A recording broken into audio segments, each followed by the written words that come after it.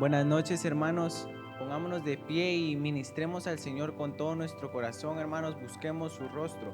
Si esta noche tal vez venimos cargados, tal vez venimos cansados, vengamos delante de Él. Él nos va a hacer descansar, hermanos. El justo florecerá como palmera, crecerá como cedro en el Líbano, estando plantado en la casa de Jehová. En los atrios de nuestro Dios florecerá. El justo florecerá como palmera, crecerá como cedro en el Líbano, estando plantado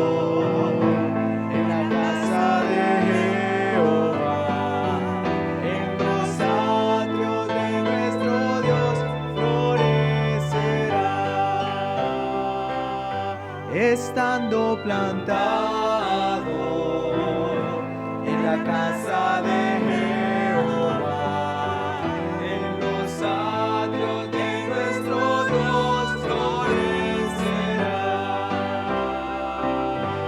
Los montes declaran el Señor, los valles proclaman el Señor, los cielos y la tierra nos cuentan de su gloria. No lo puedo dudar, mi corazón quiere gritar que el Señor es mi Dios, es mi Dios.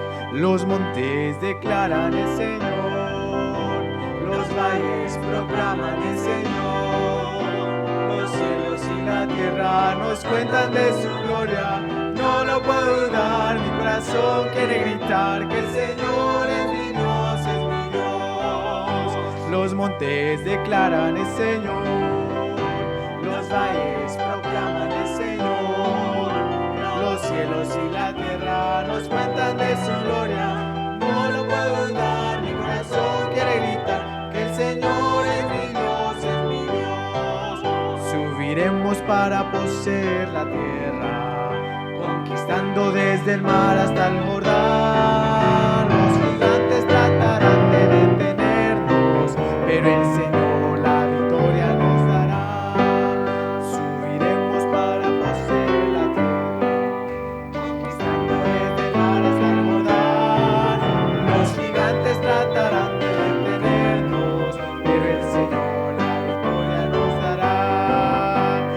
fuerte y valiente sin temor, no desmayes, contigo estoy, yo tu Dios contigo iré para conquistar.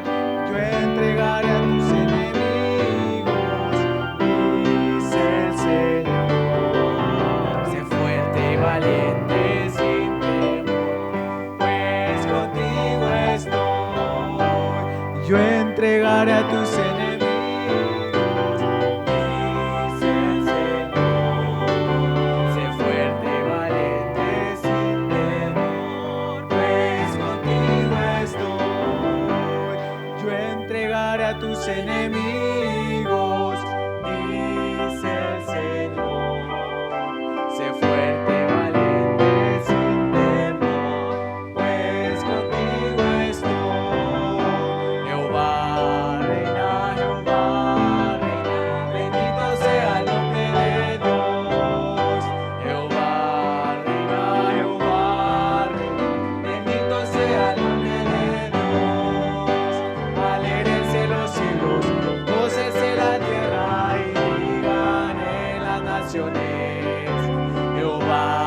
reina, Jehová reina, bendito sea el nombre de Dios.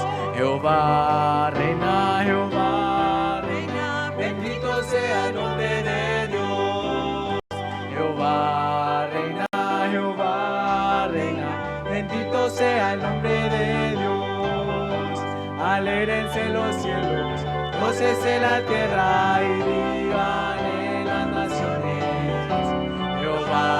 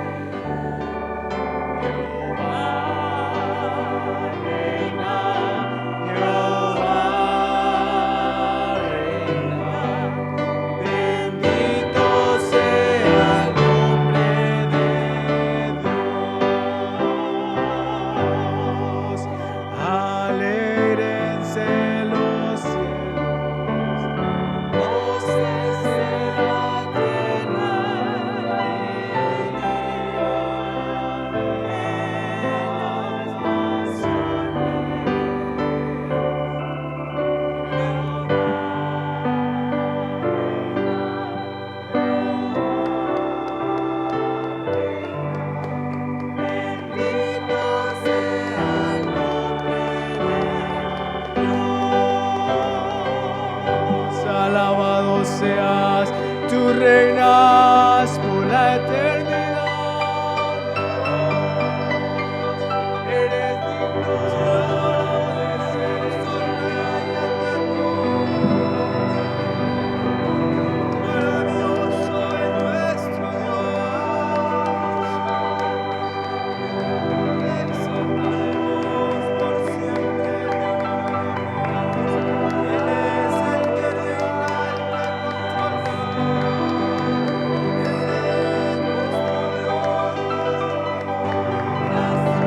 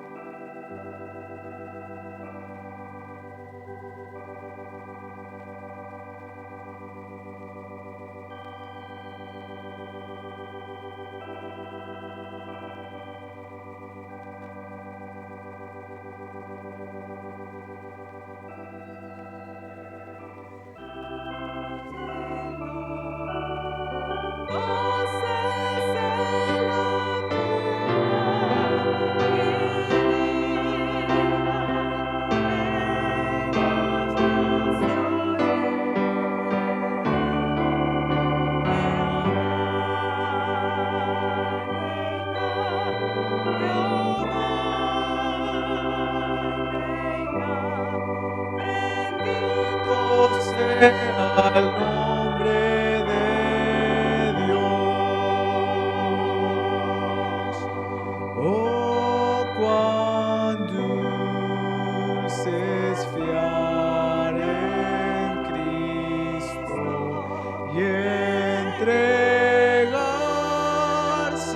todo a Él. Esperar en sus promesas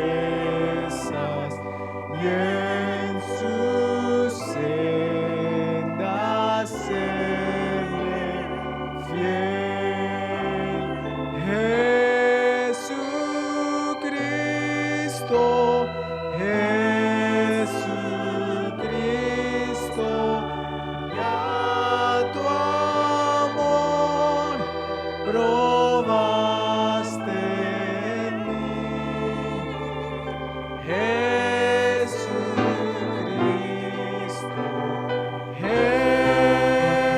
Jesucristo, siempre quiero fiar en ti.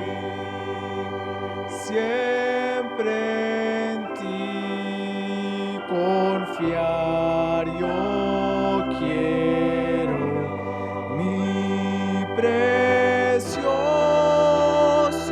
Salvador, en la vida y en la muerte, protección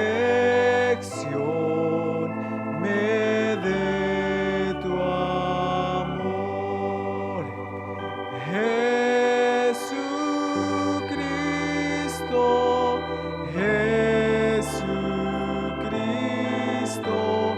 ya tu amor probaste en mí. Jesucristo,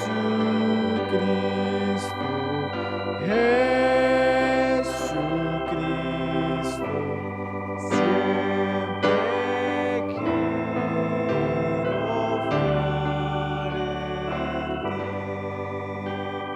Jesucristo.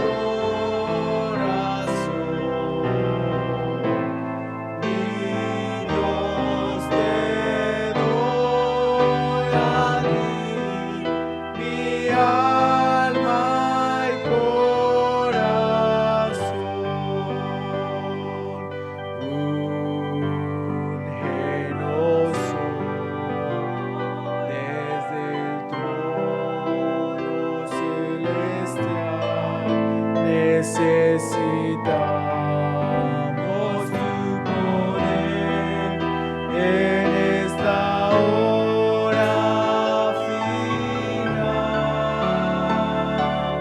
Manda del trono aceite fresco y llenos desde el trono celestial.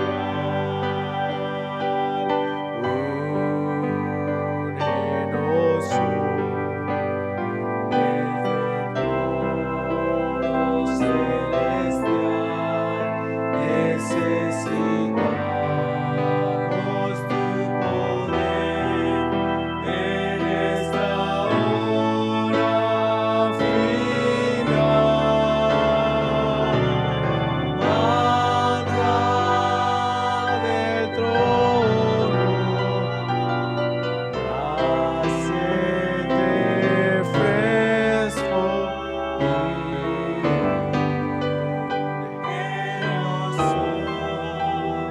desde el trono celestial. Manda aceite fresco sobre nuestras vidas. Úngenos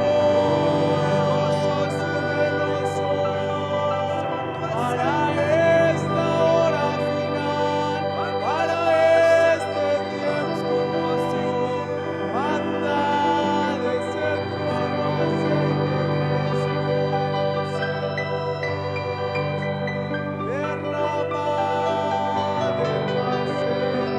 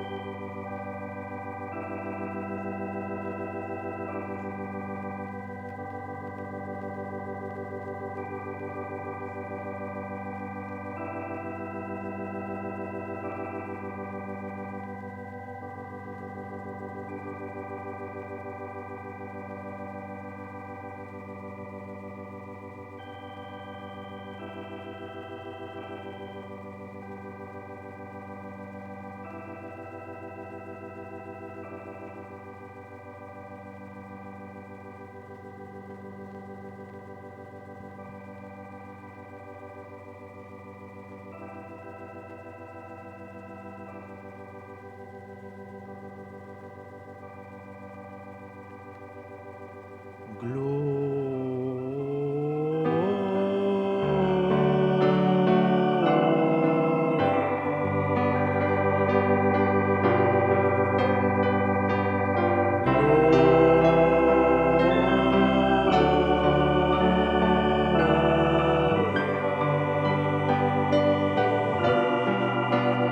mi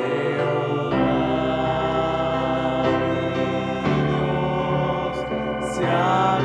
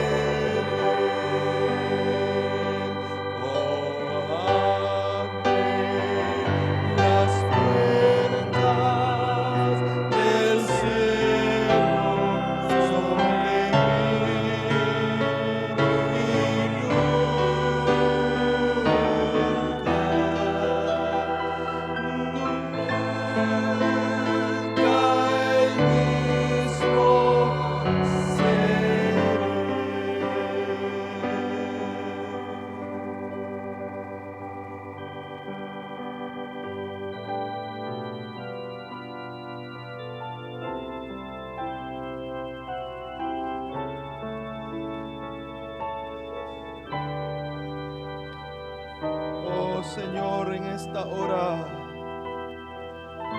Oh, nuestro Dios precioso, nuestro Dios precioso y misericordioso. Oh, gracias, Señor.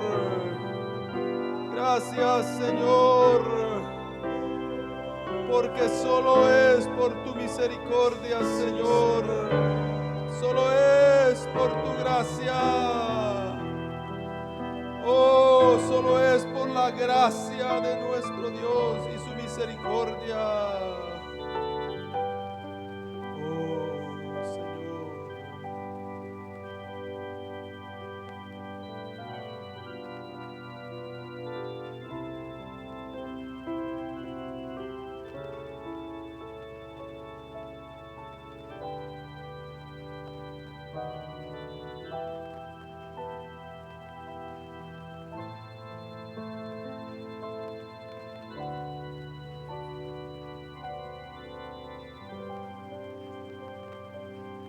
Gracias en esta hora, porque verdaderamente, hermanos,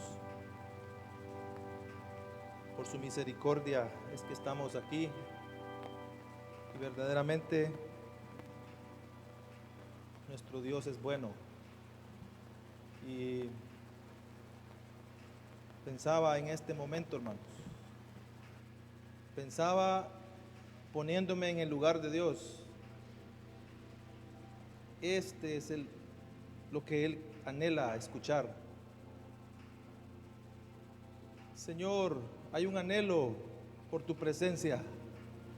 Señor, hay hambre y sed por tu presencia. Eso es lo que Él anhela escuchar, hermanos. Que verdaderamente sea una realidad en nuestras vidas. Quiero compartir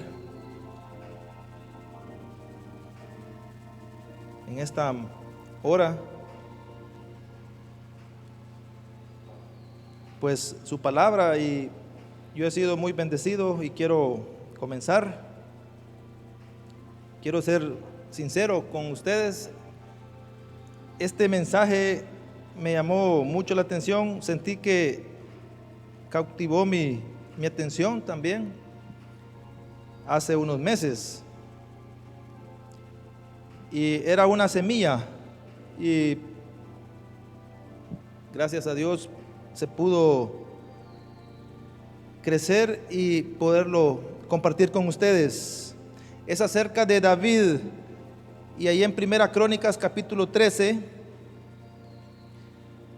quiero que veamos algo que sucedió en la vida de David.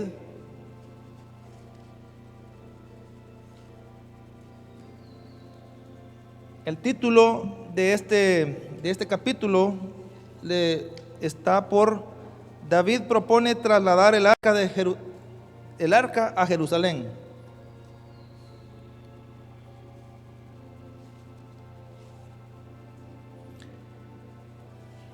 David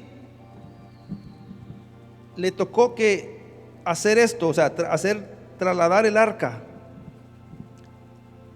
No fue a cualquier rey que le tocaba hacerlo, sino que el arca no se traslada todos los días o todos los años, sino que en esta oportunidad el arca no estaba en su lugar. Y David tiene a bien, es una buena idea, ¿verdad? Lo que David tenía, pero quiero que veamos, hermanos, qué fue lo que David hizo en el capítulo 13. En el versículo 1, entonces David tomó consejo con los capitanes de millares y de centenas y con todos los jefes. Y dijo David a toda la asamblea de Israel: si os parece bien y si es voluntad de Dios, nuestro Dios, si es la voluntad de Jehová, nuestro Dios, enviaremos a todas partes por nuestros hermanos que han quedado. En el versículo 3, y traigamos el arca de nuestro Dios a nosotros, porque desde el tiempo de Saúl no hemos hecho caso de ella. Y dijo toda la asamblea que se hiciese así. porque la cosa parecía bien a todo el pueblo. En el versículo 5 vemos a David convocando y reuniendo a todo Israel. Versículo 7 dice que el arca fue llevada, en el versículo 7, y llevaron el arca de Dios de la casa de Abinadab en un carro nuevo, y Usa y Ahío guiaban el carro. Y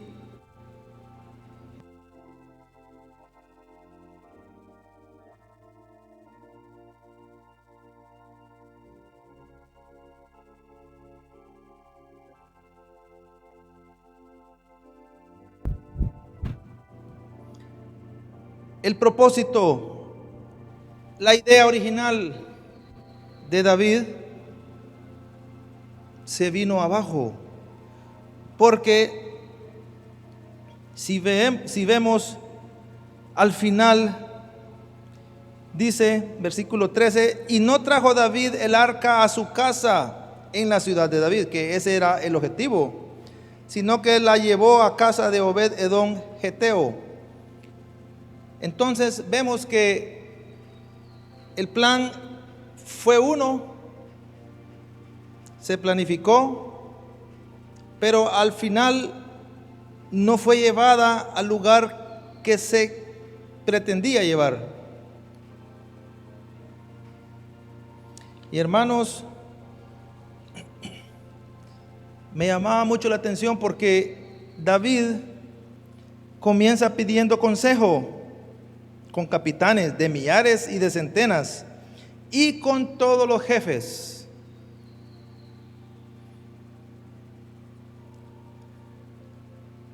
Pero aún así la cosa no funcionó. Dice, y toda la asamblea dijo que se hiciese así, porque la cosa parecía bien a todo el pueblo. A todos les parecía bien el método que se iba a utilizar, pero al final no dio buen fruto.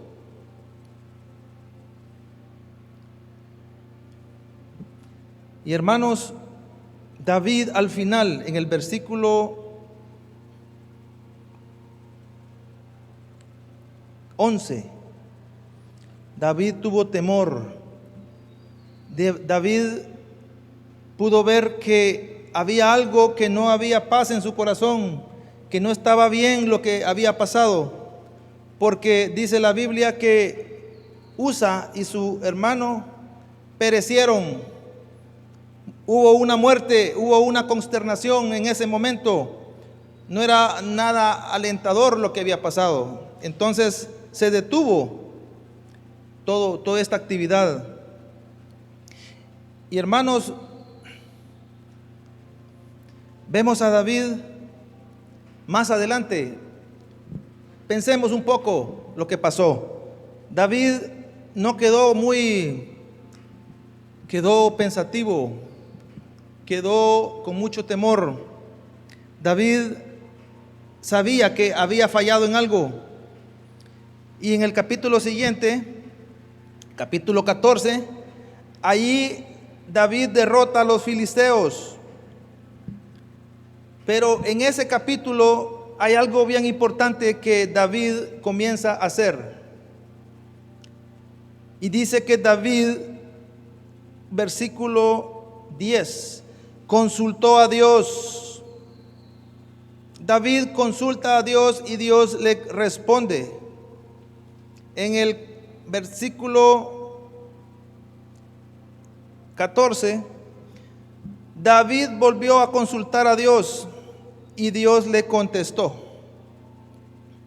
En el versículo 16, hizo pues David como Dios le mandó y derrotaron al ejército de los filisteos desde Gabaón hasta Geser. Hermanos, qué impresionante. El capítulo anterior, David se propone hacer algo y no lo logra terminar. En el capítulo siguiente, David sí puede hacer algo, pero la clave aquí es que David consulta a Dios. Y hermanos, quiero ser un poco claro y espero que no me malinterpreten, pero no está nada malo que David haya tomado consejo en todas las personas en Israel, de todos los jefes. Pero lo más importante que David dejó de hacer fue de consultar a Dios. Hermanos, no estoy diciendo que no es bueno tomar un consejo. Y yo recuerdo una vez que teníamos una situación difícil y yo me acerqué al hermano pastor y en busca de consejo. Pero la primera respuesta que él me dice es: ¿y tú qué has escuchado de Dios? ¿Qué has sentido? Hermanos, cuando uno se acerca por un consejo, no crean que ellos tienen la respuesta o la varita mágica para decirte: tú vas a hacer esto, tú tienes esto, sino que Dios quiere hablarnos a nosotros, hermanos, primeramente. Como les vuelvo a repetir, el consejo hay que tomarlo, pero Dios también quiere hablarnos a nosotros. Y David pudo descubrir eso, que él mismo necesitaba escuchar la voz de Dios. Y vemos que David pudo en el versículo 16 hacer como Dios le mandó. Y de eso se trata, hermanos, hacer lo que Él nos manda. Y en el capítulo 15, David nuevamente inicia otra vez el retorno de el arca de Dios al lugar que él había preparado. Y dice en el versículo 1, en el capítulo 15, hizo David también casas para sí en la ciudad de David y arregló un lugar para el arca de Dios y le levantó una tienda. Entonces dijo David: el arca de Dios no debe ser llevada sino por los levitas, porque a ellos ha elegido Jehová para que lleven el arca de Jehová y le sirvan perpetuamente. Y hermanos, aquí es de que utilicemos mucho la imaginación. David todavía estaba rumiando esa experiencia en él, todavía estaba eso. Y con la experiencia nueva, donde él consulta y Dios lo va guiando, es lógico, hermanos, que David se queda analizando y no desecha el retornar el arca al lugar que Dios ha mandado. Y me imagino a David analizando en qué falló, pero fue Dios mismo, hermanos, que le revela a él dónde está el error. David nos enseña el tipo de persona que para él a veces tener fracasos no es un problema. David nos muestra que se puede corregir algo, se puede reconocer, se puede convertir, se puede volver. Aunque su primer intento fue fallido, no utilizó el método correcto, al final él quiere encontrar la verdad, hermanos. ¿Cuál es la voluntad de Dios? Y eso debería de animarnos, porque muchas veces cuando hacemos algo y no nos va bien, como David, como dice aquí que David fue quebrantado, hubo temor en él. Y entonces vemos a David más bien diciendo: entonces, ¿para qué voy a andar yo llevando el arca si no funciona? No, hermanos, él no se quedó ahí. Él quería saber en qué había fallado.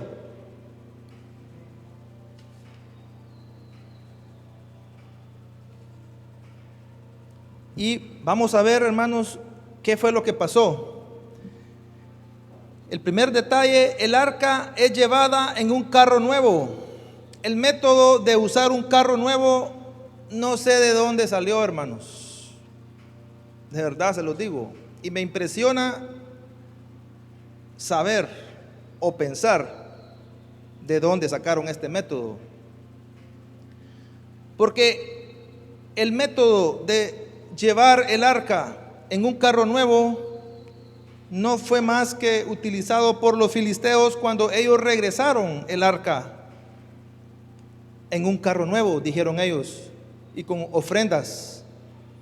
Hermanos, es bien importante, muy importante, que los métodos del mundo están muy cerca de nosotros y pueden afectar nuestra caminata, hermanos. No me imagino quién de todos pudo decir: en un carro nuevo, traigámoslo en un carro nuevo. Y los demás: sí, es cierto. Y a todos les pareció bien.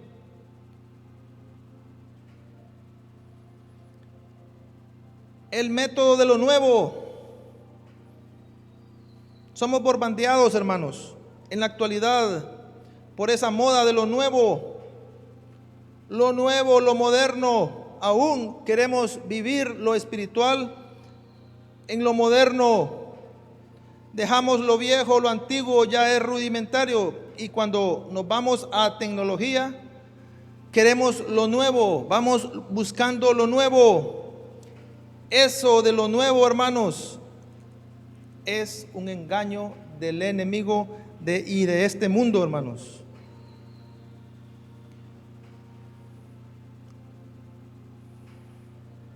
Debemos devolvernos a la senda antigua, que es lo que la palabra de Dios dice.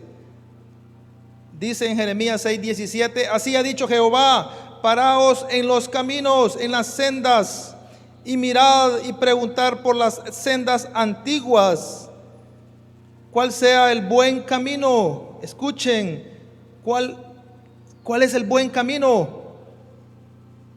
Hay que buscarlo en la senda antigua, no en la senda nueva. Y dice: y andad por él y hallaréis descanso para vuestras almas. El otro método dice que fue llevado por Usa y Ahío. Ahí dice, hermanos, que fue llevado en un carro nuevo, y Usa y Ahío eran los encargados de ir cerca del arca. Me imagino uno a un lado y el otro al otro lado. Ustedes van a ir ahí.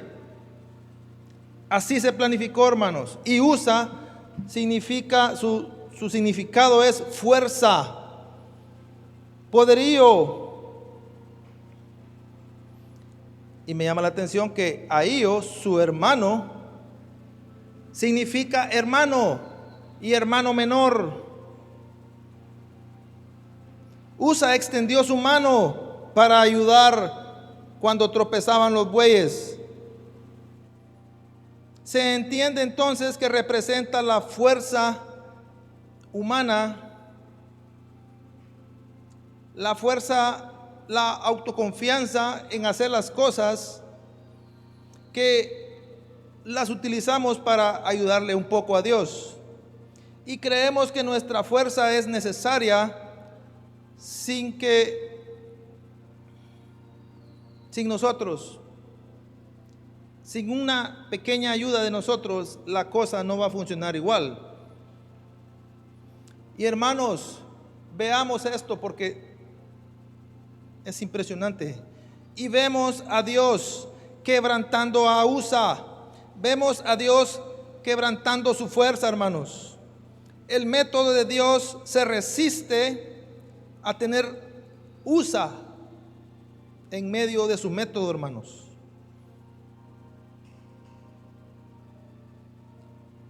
lo más cercano a fuerza, ya que Ahío es su hermano, pudiéramos decir que fuerza tiene un hermano. El hermano le vamos a poner el nombre de agilidad. Hermanos, la fuerza y la agilidad que están en nosotros, para él, ¿qué creen? Salmo 147:10 dice: no se deleita en la fuerza del caballo, ni en la agilidad del jinete, sino en los que esperan en su misericordia. Dios nunca se va a deleitar cuando nosotros metemos la mano, cuando queremos meter la mano para arreglar el problema, cuando el arca caía, tropezaba, metiendo la mano. No, hermanos, eso no funciona y nunca va a funcionar, hermanos.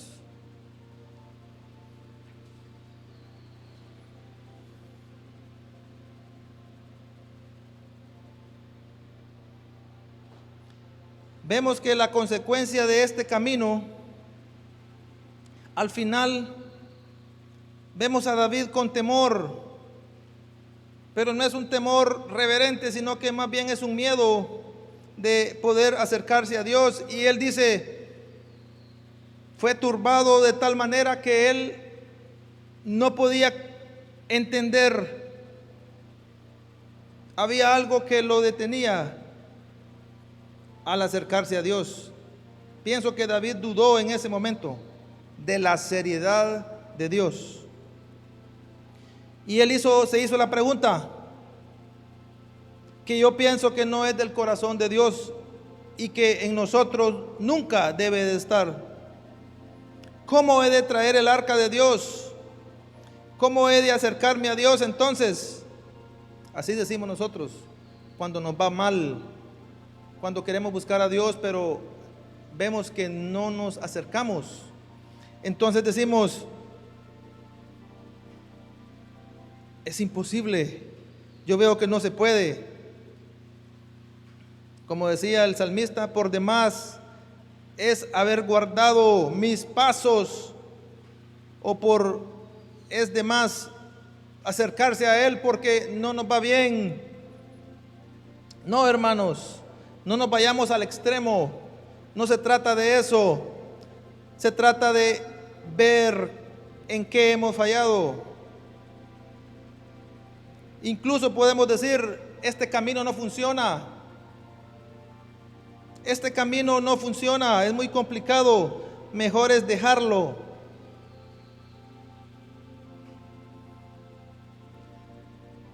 La importancia de la palabra de Dios. La palabra de Dios es luz en nuestro camino. Es el método trazado por Dios para alcanzar la meta.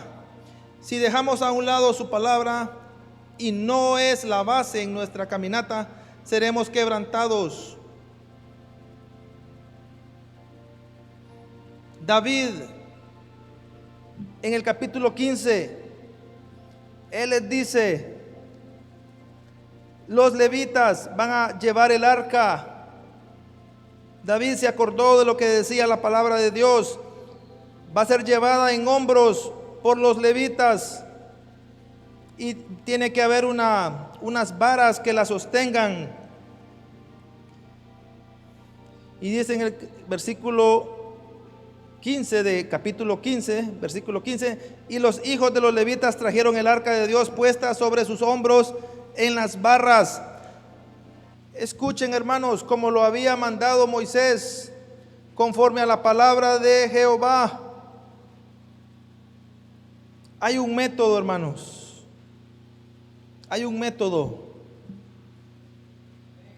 ya establecido.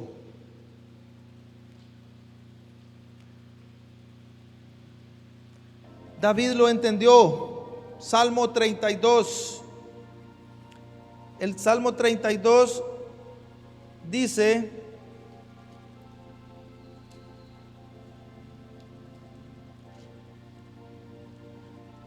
Bienaventurado aquel cuya transgresión ha sido perdonada y cubierto su pecado. Bienaventurado el hombre a quien Jehová no culpa de iniquidad y en cuyo espíritu no hay engaño.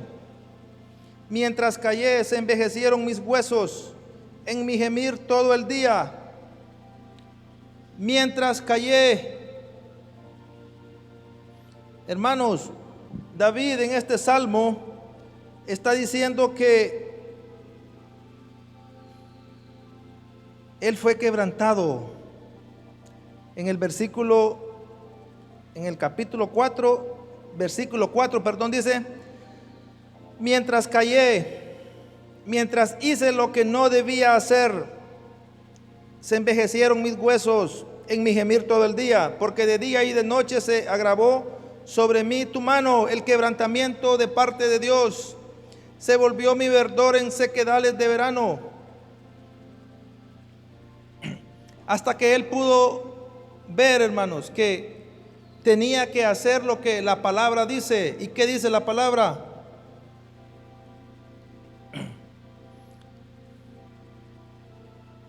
En Juan dice que si confesamos nuestros pecados, Él es fiel y justo para perdonar nuestros pecados. Amén.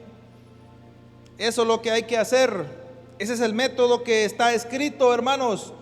Callarse, guardar silencio, no es el camino. Por lo tanto, Dios va a quebrantar esta vida. Y David en ese mismo salmo dice: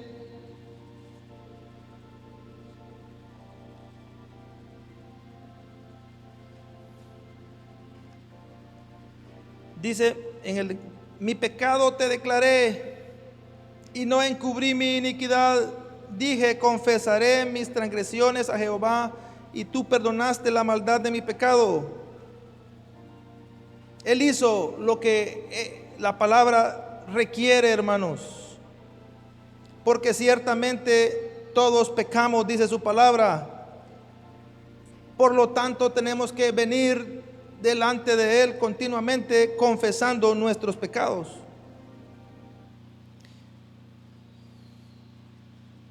Hermanos, en el versículo 8, Él puede escuchar esto de Dios: te haré entender y te enseñaré el camino en que debes andar. Y dice: no seas como el caballo o como el mulo sin entendimiento, que han de ser sujetados con cabestro y freno. Es importante poder entender, tener la luz de su palabra, que es la que nos va a marcar el camino, hermanos.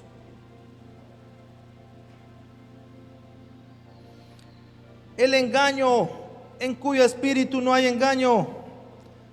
David pudo ver que fue engañado por más de un año.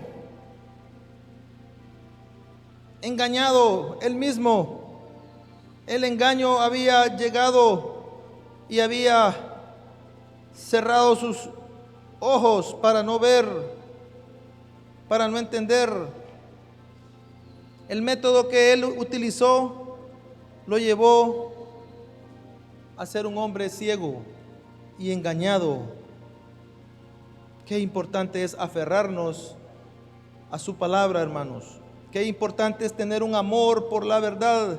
Qué importante es no dejar de alimentarnos todos los días.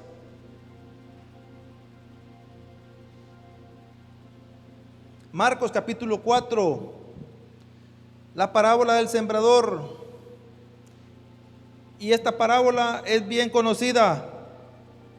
Y el Señor Jesús está con una gran multitud y le refiere la parábola del sembrador, y Él les da la parábola. Y esta parábola es bien conocida, pero en el versículo 10, cuando estuvo solo, después de dar la palabra, los que estaban cerca de Él con los 12, o sea, habían más personas, habían 12 y habían otros más cerca. cerca de él, hermanos. Le preguntaron sobre la parábola y él les dijo: a vosotros es dado a saber el misterio del reino de Dios, mas a los que están fuera, por parábolas todas las cosas, para que viendo vean y no perciban, y oyendo oigan y no entiendan, para que no se conviertan y les sean perdonados los pecados. Y les dijo: ¿no sabéis esta parábola? ¿Cómo pues entenderéis todas las parábolas? Y hermanos, yo estaba viendo que el Señor está diciéndoles: si ustedes no pueden entender esta parábola, esta primer parábola, no van a poder entender las demás parábolas. Y hay muchas parábolas en la Biblia, muchas. La de las vírgenes, la parábola del hijo pródigo, la parábola de la semilla, la parábola de los dos deudores, hermanos. Pero la más, no voy a decir importante, la primera parábola que es necesario entender es esta, hermanos, es esta. Y él les dice: el sembrador es el que siembra la palabra, y estos son los de junto al camino, en quienes se siembra la palabra. Pero después que la oyen, enseguida viene Satanás y quita la palabra que se sembró en sus corazones. Estos son asimismo los que fueron sembrados en pedregales, los que cuando han oído la palabra, al momento la reciben con gozo, pero no tienen raíz en sí, sino que son de corta duración. Porque cuando viene la tribulación o la persecución por causa de la palabra, luego tropiezan.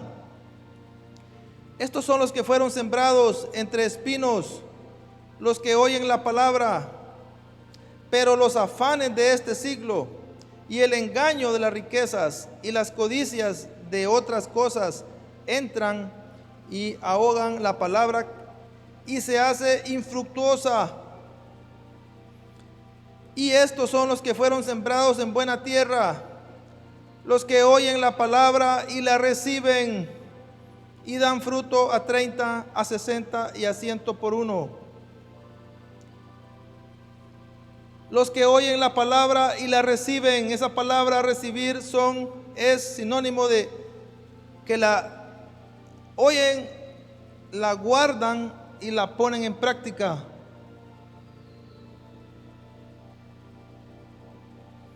Y hermanos, he tenido la oportunidad de verlo por estos últimos años, como una semilla que es puesta en una tierra buena, con un buen cuidado, puede crecer y dar mucho fruto, hermanos. Pero semilla que cae en buena tierra, en una tierra que se trabajó, en una tierra que se trató con productos para que no hubieran problemas de hongos. Es una realidad, hermanos. Si la palabra solo la escuchamos y no la llevamos a nuestra vida a la hora de tomar decisiones, no vamos a dar fruto, hermanos. Esta es la primera parábola que Él quiere que entendamos.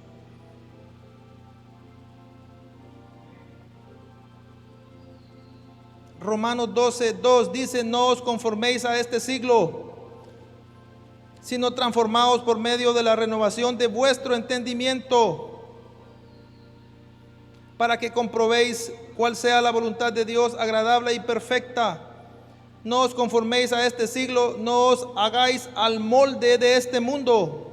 Ellos tienen un sistema, y Dios tiene otro sistema. El mundo tiene su manual y Dios tiene su manual. El que toma el manual de Dios va a ser como el Salmo 1, como aquel árbol plantado junto a corrientes de agua, que su fruto, que da fruto a su tiempo y su hoja no cae. Hermanos, es determinante poder estar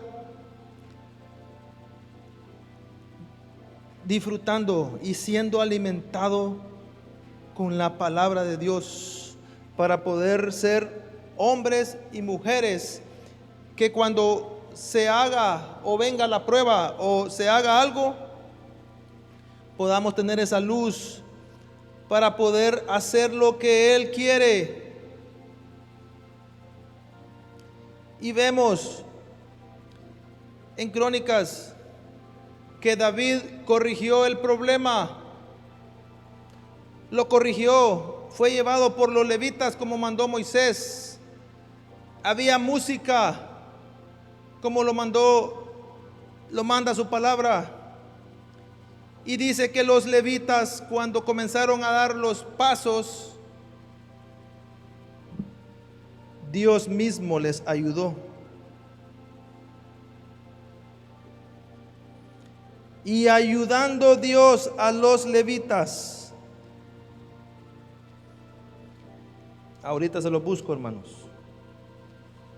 Y ayudando Dios a los levitas. Hermanos, Dios quiere ayudarnos, pero Él no permite que nosotros queramos ayudarlo a Él. Y dice que los levitas,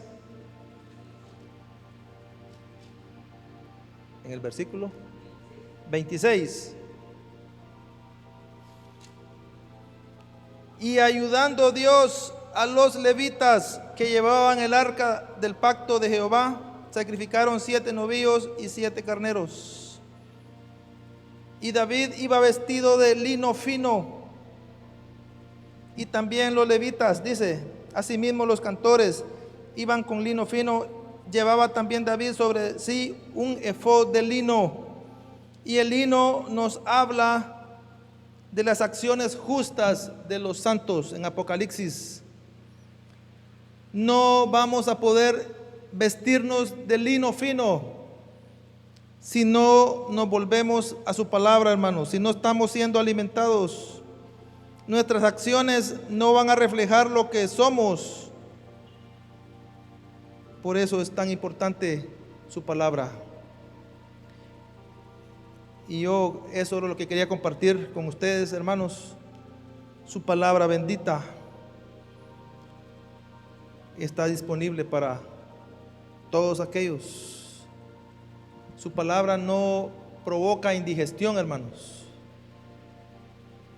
Podemos comerla a cada momento. Que el Señor les bendiga y que nos ayude a seguir por el camino que Él ha trazado para nosotros. Amén.